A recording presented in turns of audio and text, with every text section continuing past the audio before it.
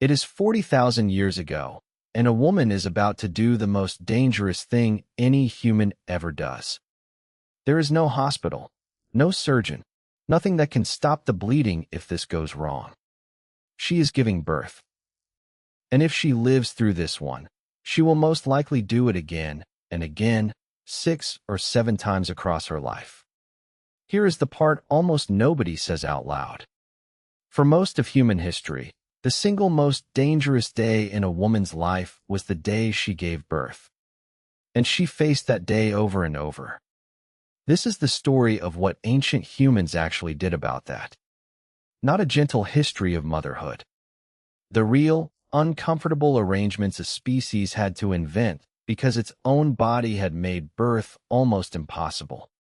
And by the end, you will understand something strange about your own species. Human beings are the only animal that essentially cannot do this alone. Start with the thing that makes all of it necessary. Human birth is not just hard. It is genuinely abnormal compared with every other primate on Earth. Here is a question worth sitting with before any of the explanations. Chimpanzees, gorillas, and monkeys give birth without help, usually alone, often at night, and usually without much difficulty. So why is our version so dangerous that we built an entire profession around it? The answer is a collision between two things that happened to our ancestors. The first was walking upright. Standing on 2 legs completely reshaped the pelvis. A knuckle-walking ape has a tall, flat pelvis. Ours is short, bowl-shaped and flared, because it has to carry the entire weight of the upper body and stay stable on 1 leg at a time. That change was superb for walking long distances. It was terrible for getting a baby out. The second thing was the brain. Over roughly 2 million years, the human brain roughly tripled in size.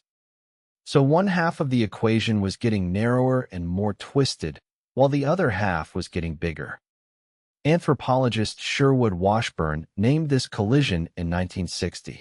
He called it the obstetrical dilemma. And the birth canal it produced is not a simple tube. At the entrance, it is widest from side to side. Lower down, at the exit, it is widest from front to back. Which means a human baby cannot travel straight through. It has to turn. This is where it gets genuinely strange. A human baby enters the birth canal facing sideways, rotates roughly 90 degrees on the way down, and comes out facing backwards. Backwards, meaning away from its mother's face. Now compare that to a chimpanzee. A chimp infant emerges facing forwards, toward its mother. She can reach down, guide it out along the natural curve of its spine, wipe its face clear, and lift it straight to her chest. She needs nobody. A human mother cannot do any of that. Her baby is facing the wrong way, so pulling it toward herself would bend the newborn's spine backwards against the joint. She cannot safely clear its airway. She often cannot even see what is happening. In 1995, anthropologists Karen Rosenberg and Wenda Trevathan put a name to what this means. They called it obligate midwifery. Human birth is not merely easier with help. It is a process that has been socially assisted for a very long time. And that is not a cultural habit we picked up. It is the direct, physical consequence of the shape of our own hips, which leads somewhere uncomfortable. Long before anyone wrote anything down, before farming, before cities, our ancestors already had to gather around a woman in labor. Because the alternative was losing both of them. Now here is where the textbook story gets challenged, and this part matters.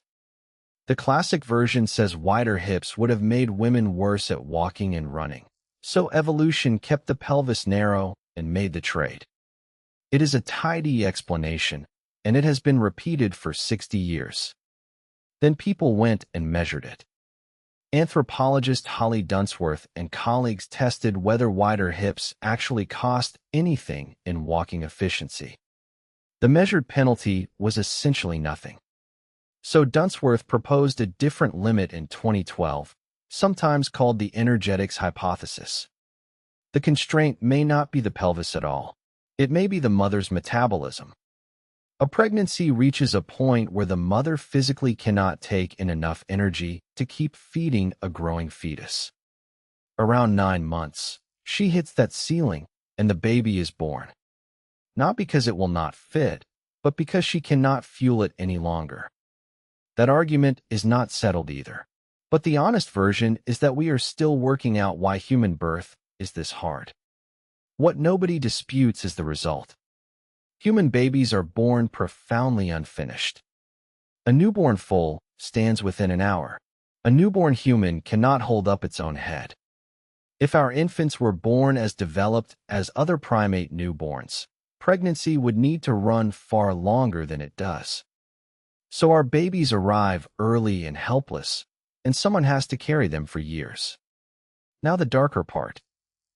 Before modern medicine, the risk of a woman dying in any single birth was somewhere around 1 in 100. That sounds survivable until you remember she does it 7 times. Stacked across a lifetime, the risk climbs to something in the range of 1 in 20 or worse in a bad season. And when a birth obstructed, when the baby simply could not pass, there was no intervention that could save either of them. No cesarean that the mother survived. No forceps. Nothing.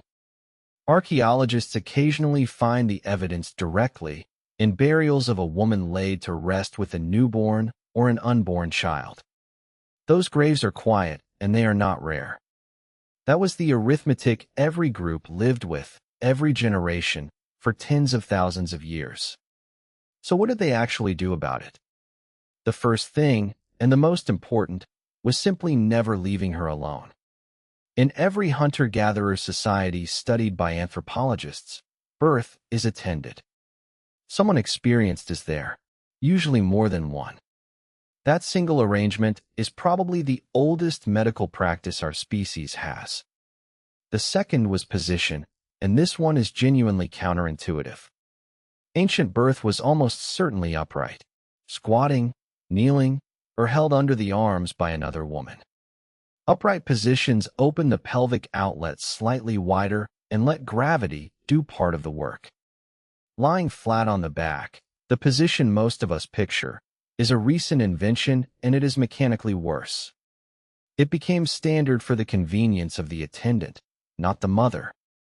The third was knowledge, and it could not be written down. Which turns and positions were survivable, which were not, how long to wait, what to do with a cord. All of it lived in the memory of older women and had to be taught to the next ones before they needed it. A group that lost its experienced women lost that knowledge in a single generation. Which brings up something you may have wondered about without ever asking. Human women are one of very few animals that live for decades after they stop being able to reproduce. Anthropologist Kristen Hawkes argued that this is not an accident of long life. Her grandmother hypothesis proposes that older women who stopped having their own children and instead helped their daughters and grandchildren survive, passed on more genes overall. The help mattered more than more births would have. Which means menopause itself may partly exist because human birth and human infants demanded so much support. And this problem is older than our species. In 2008, Christoph Zollichofer, Marcia Ponce de Leon and colleagues reconstructed a Neanderthal newborn from fragments. Its brain size at birth was comparable to a modern human newborn's, and the Neanderthal pelvis was constrained too. So they were doing this as well, in worse conditions, for longer than we were. And here is the turn that this whole story has been walking toward. We usually explain human cooperation as a nice thing that clever social animals developed. But birth suggests something blunter. Cooperation was not optional for us. A species whose mothers cannot safely deliver alone does not get to be solitary. Being surrounded by people was the condition of existing at all. And none of that has actually left you. You were born unable to lift your own head, and you needed people for years afterward, and you got them. That is not weakness. That is the arrangement that carried every single one of your ancestors through. So back to that woman, 40,000 years ago, in the firelight. She was not alone. She was never going to be. And that is the only reason you are here.